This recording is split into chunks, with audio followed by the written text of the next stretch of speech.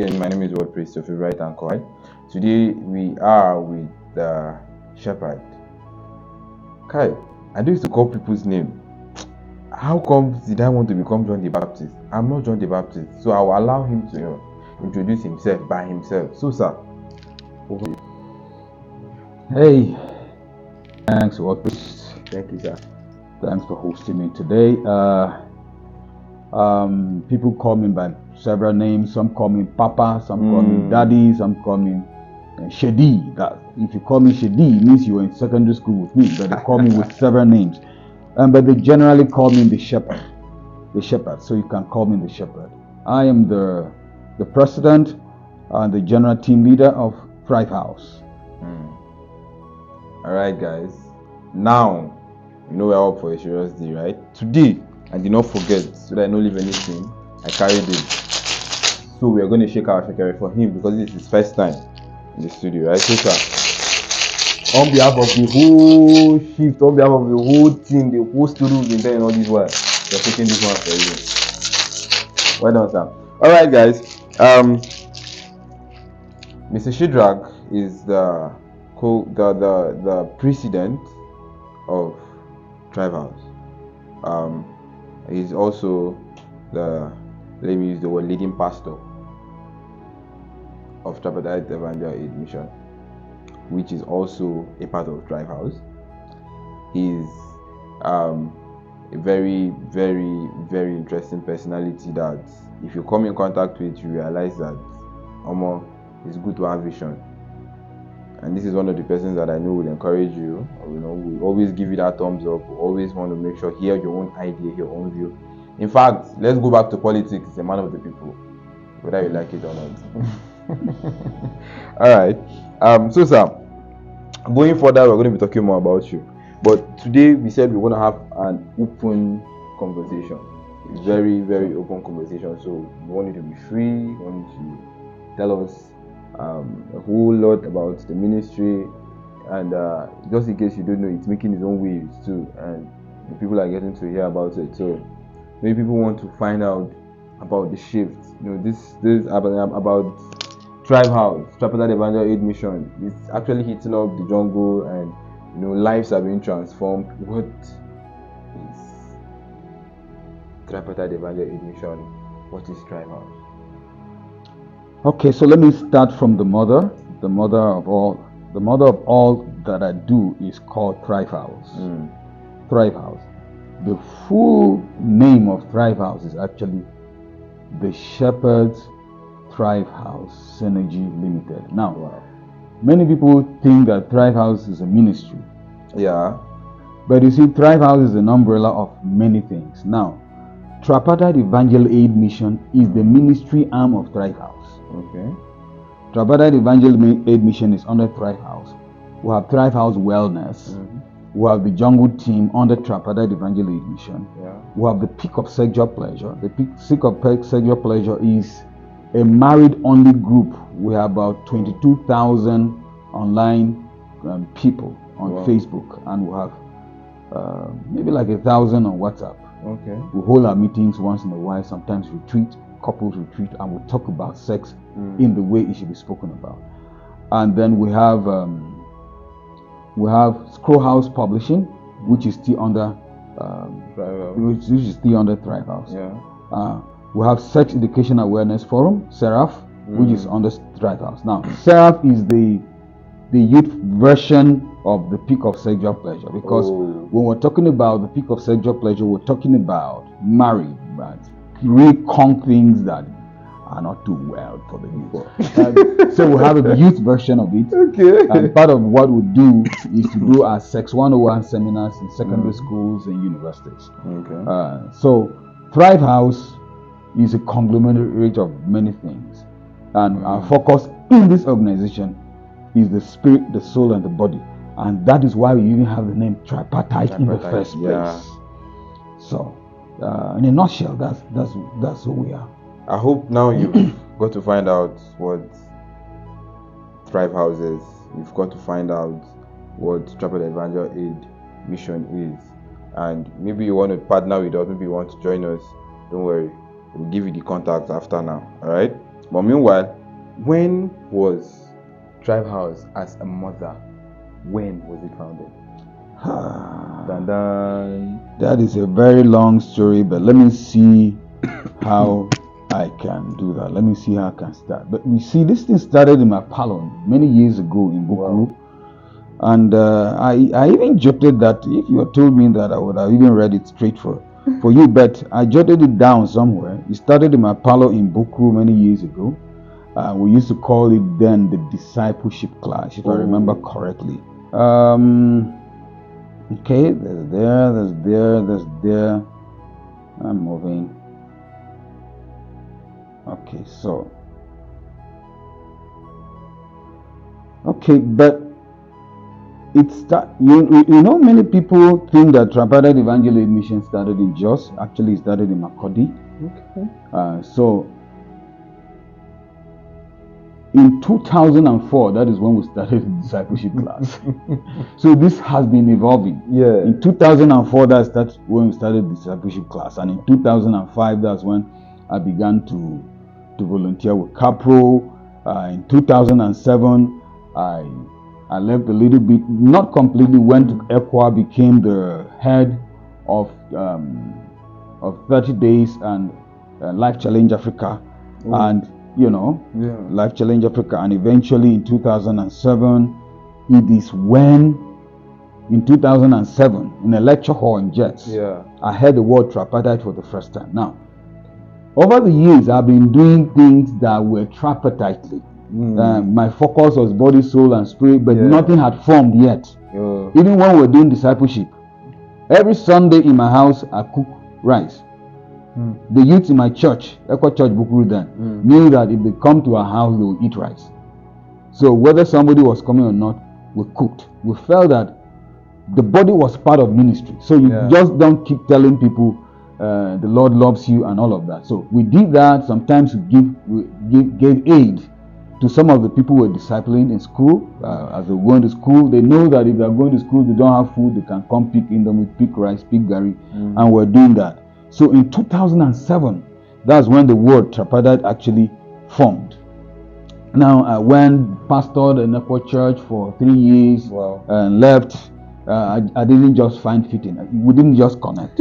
It's not as if I like Equa as a church. I still go to Equa Church, but I didn't see myself as a pastor of an Equa Church.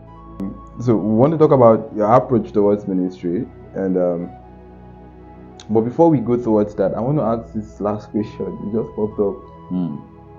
You spoke a lot, but then what was the motivation? All right, what was that tweet you saw? Let me be specific about the jungle ministry.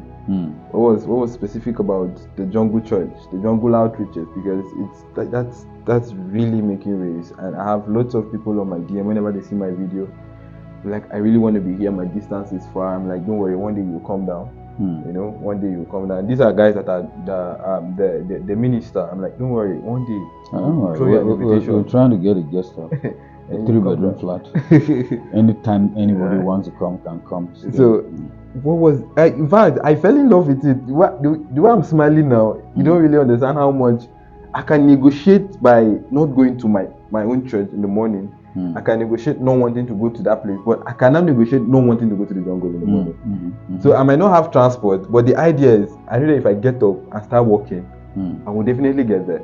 So I can negotiate not wanting to go to church, but there's this family that whenever you get to the jungle, there's this family. When you sit together with them, you have this comfort, this peace of mind. I can stand before these guys and talk, and nobody is mindful whether I make mistake in my English or not. And it's even getting more exciting. You see how last week I was like, see me doing freestyle. All right. So what was the motivation? Okay, so I've started way back. I've been very passionate about evangelism.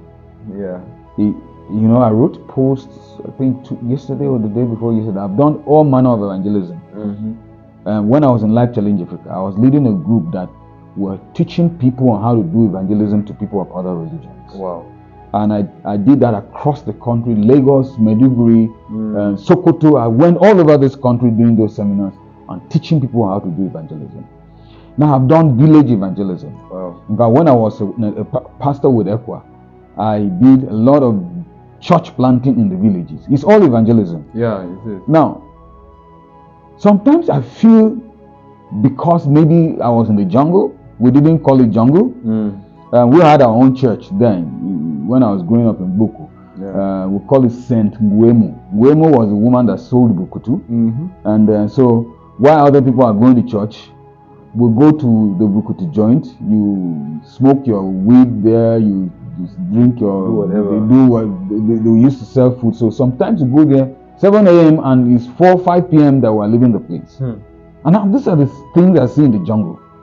It was one family then, we danced, we sang, we made friends, and this is what you see in the jungle. Yeah. Sometimes these people in the jungle don't go to church because they feel it's boring. It has a kind of thing, but the jungle is never boring. Never boring. So, but you see, one thing I've noticed that everything that God speaks to me over the time, I write it down. I've been writing it down. Sometimes it looks as if this jungle ministry was something that I just busted into it. But when I go and look at the things I've written down over the years, it's as if God was just preparing me for this jungle ministry. So earlier this year, around June, I just started something. I say just inner city mission. What is inner city? Out there, inner city is like ghettos. Yeah. The ghetto communities. And the idea was to be evangelism in the inner city. Many people think that the real evangelism is when you do rural outreaches. Yeah. Especially now, when you put a post that somebody has gone rural, oh wow, this person is doing so well. But there's this rural. If you go to Utan, some places, you wonder whether this is just in the heart of the city. Yeah. Ghetto. So we just started just inner city missions, and we're just doing our street evangelism, and we landed ourselves in the ghettos because we wanted to reach there eventually. And by the time we reached, we wanted to do one major outreach in a month, the 3 months. And the first outreach we did it in one of the jungles. And we're like, we can't come and do evangelism, do this thing, get souls, and no. And we noticed that these people don't go to church. So let's bring church to them. And that's how we started. Brought church to them. And, we discovered that some people go there, especially to take the bukutu, the local brew, because they are hungry. That one, the whole belly. Yeah. And so they are hungry. So we're okay. Let's be giving them food. So in our churches in the jungle, we give food every Sunday. Yeah. I'm a testimony to that. This Sunday, I go tell with the chop. Fine, good. I don't wait for answers. So I think my motivation is because I served the devil so much, took all manner of things, cigar, weed, ogogo, bukutu, beer, name it. And initially it was like, if I went that far to serve the devil, let me go this far to serve God. And the jungle specifically, because these are people that the church has neglected. These people are named the bad people, the bad eggs, because in the jungle you have all manner of things. You have drug addicts, you have armed robbers, you have all manner of things. And the church have neglected them. I say, somebody has to do something. Truly. Yeah, others are doing ministry in the jungle. Let me concentrate here where the church seems to be neglected. Where the church seems to neglect this group of people. So I was deep in sin. It's not paying back. There's no amount of work that I would do to pay back for what the Lord has done. But it looked as if I sinned this much, let me go this much to serving the Lord. So that's the motivation. Truly. So, guys, if you see, there's no words to explain. Sometimes there are things that can't be overemphasized.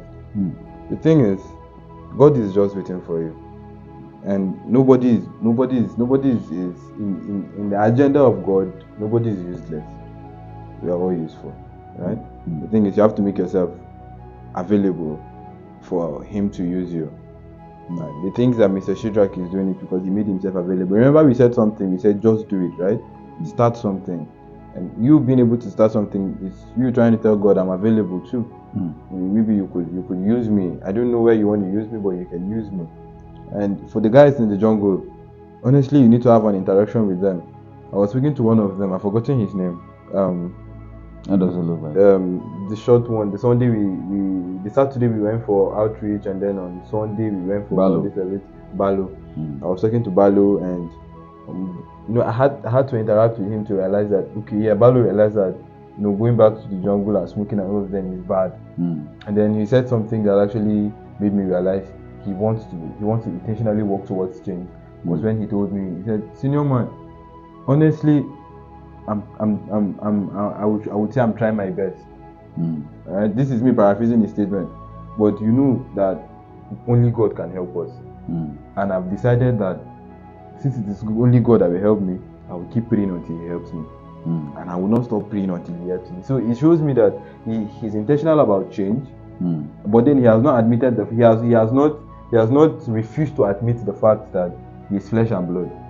And sometimes sin can knock before your door. Sometimes you're capable of stepping your feet outside to embrace it. But he also realized that even if I embrace it, I can still come back to God and tell God I'm sorry, and then I'll continue working hard to see I don't go back to it. Now that is what the jungle church does. The jungle church doesn't just make you realize that because you sin, you're no longer a part of the fold. But it makes you realize that because you sin, we are here to help you hold your hand, and let's walk towards that process together until you're finally out of it. Some people may not understand when I say these things. There are many people in the jungle that are born again.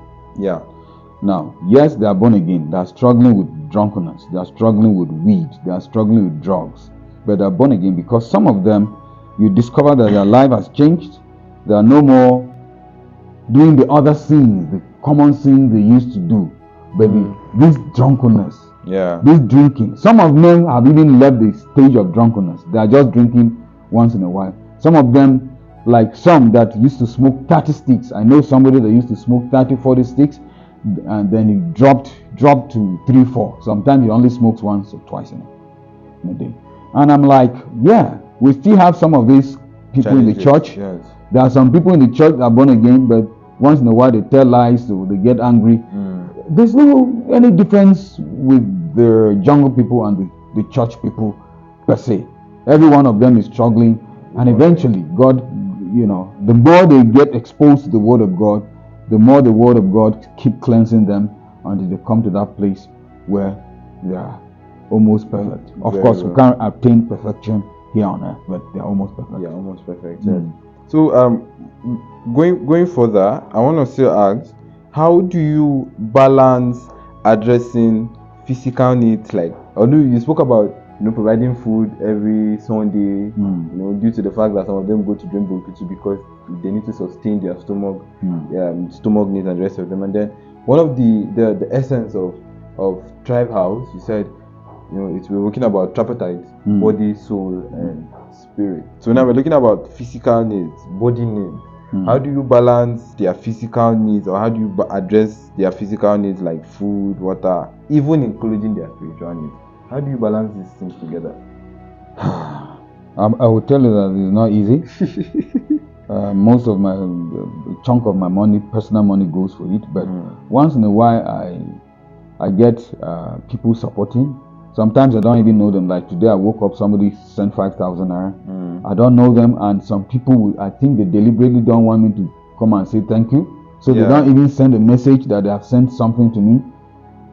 So people give that support. Sometimes it's just 5,000. Somebody has given me 500 naira before for the jungle, 1,000, 10,000, 100,000, and so people give, because I've always talked about it out there to tell people that they need to be part of what we're doing. So people give, but sometimes it's pocket money. I work. I'm a ghostwriter. I write for a living. And when God blesses me, I also put this money into supporting these people. Sometimes it's not just about the food. Sometimes it's individuals. Yeah. Sometimes it's individuals that are sick. Sometimes they have a need, or sometimes I just allow God to speak to me, and I just know that this one needs 1,000 naira, this one needs 2,000 naira, and I just give here and there. Some people look at it as being stupid, but let me tell you, it's not easy, because many people in the jungle just feels that, oh, pastor has come, pastor is a millionaire, he will take care of all our problems. In fact, one day they were gossiping, and somebody say, as you see that man like this, he get like 20 million naira in his account. So it's not easy, but people help here and there, and I walk, and when good, and I've told people, you can't solve every problem. Yeah. The man at the beautiful gate was in the time of Jesus, but Jesus didn't help him. It was after Jesus left. Exactly, after Jesus left that he was helped. You can't solve any problem, every problem. You can just do the little you can. Yeah. All right. So silver and gold I have none, but what I have, I give it to you. No, I remember when you made this statement. I remember when we were going for evangelism once, 2018, I think so, and I just became a newly born Fekite then. I gave my life to Christ through Feka, and they decided to keep on mentoring and discipleship, and so they made me the team leader for evangelism.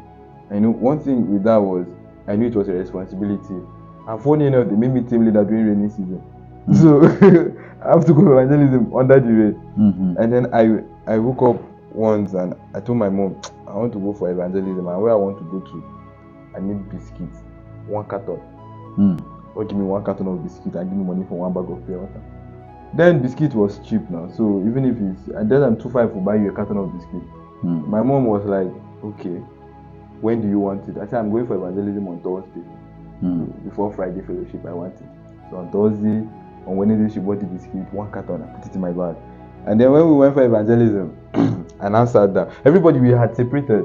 So I went on my own this time around. And then I went to a barbering salon, there was no light. And then the guys in the barbering salon were all lying down on the chair and they were all tired. And then when I entered, I'm like, good evening, can I sit with you? They say, oh, guys, sit down, sit here. They didn't know I want to preach. And I was like, I want to preach. And all of them were like, and I said, but wait, don't worry. I know you are hungry. The truth is, silver and gold I have none. That was the first thing I said. But what I have, I will give to you. And then when I opened my bag, I removed biscuit. Everybody addressed. Everybody sat down on the chair. I'm like, I can call him biscuit in my hand. You know, it made them want to listen to me. And by the time this one remove one, this one eat, this one remove, you eat, remove, you eat, remove, you eat. I was like, okay, like everybody eating 5, and I'm both pure water. But then, silver and gold I have none. Actually, silver and gold I don't have. It was the biscuit I have. So maybe you're thinking I'll come and give money. I don't have money. It was the biscuit, and every single place I go to sit for evangelism, if I sit down and you want to go, I will allow you to go. Because if I remove the biscuit, you will come back. And people will always come back. So my own list for people I went for evangelism for was always plenty. So when I bring it, they'll be like, oh, all these people, how did you manage to speak to them? The secret was the biscuit. Jesus gave people fish and bread. You know, Jesus understood ministry. People's stomachs needs to be taken care Yes, of course. You know, so Jesus understood that. Looking at the theological perspective of jungle ministry, what biblical principles guide you when ministering to people living in such difficult circumstances? Let me say, okay, talking about biblical principles.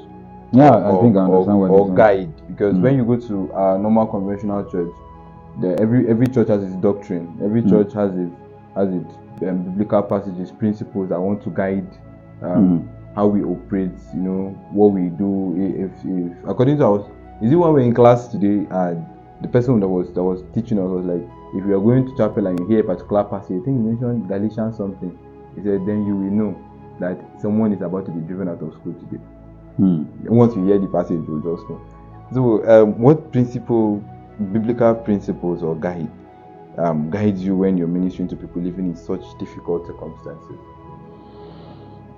Okay, so I've often told people that are wondering what we are doing in the jungle. I say, if Jesus was around now, many people will say he's not born again. That's Jesus. Truly. They will say he's not born again. You remember Matthew? Matthew 11:19.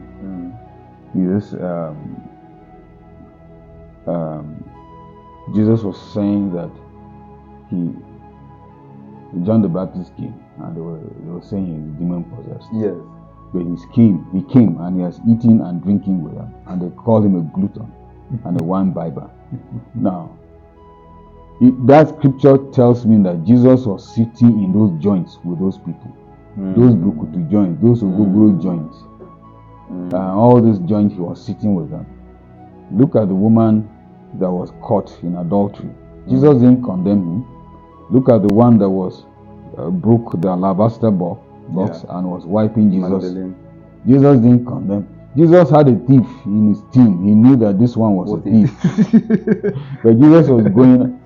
Jesus was a lover of bad people. Yeah. If you see bad people, you see Jesus. He was around bad people.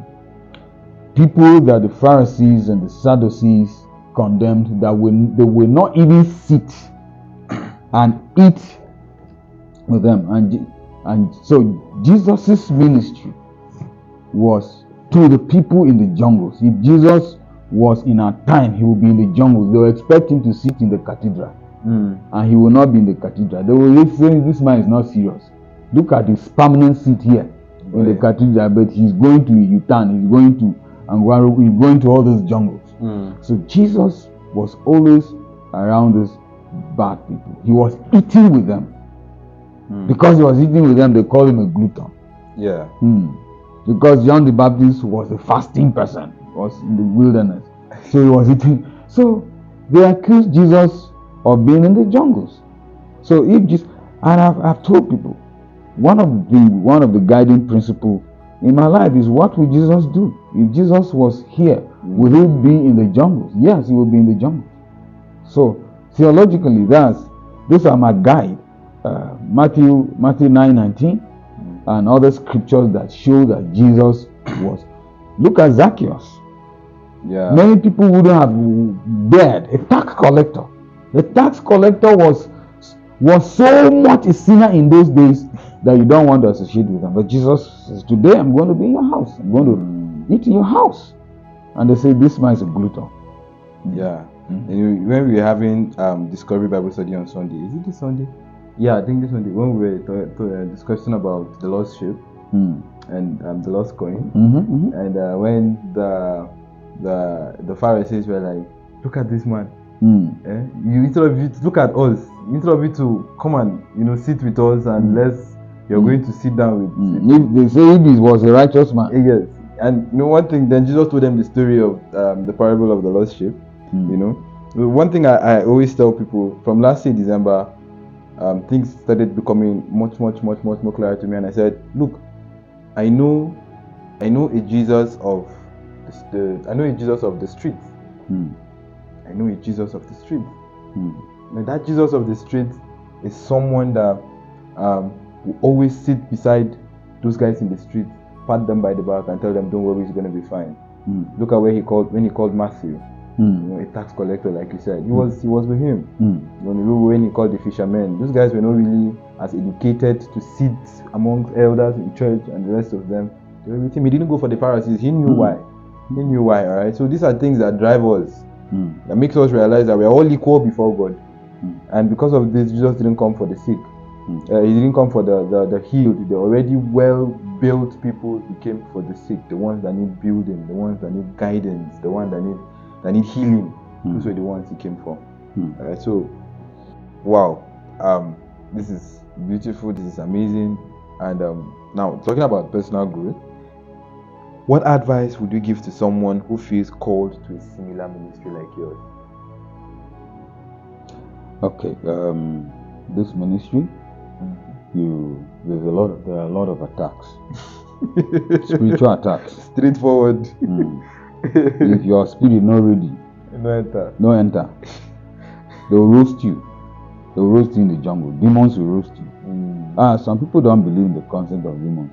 Don't come first. If you don't believe that they exist, you come. You will. Sometimes they may even attack you in your sleep. Attack you. And sometimes you see physical. In fact, many people are wondering.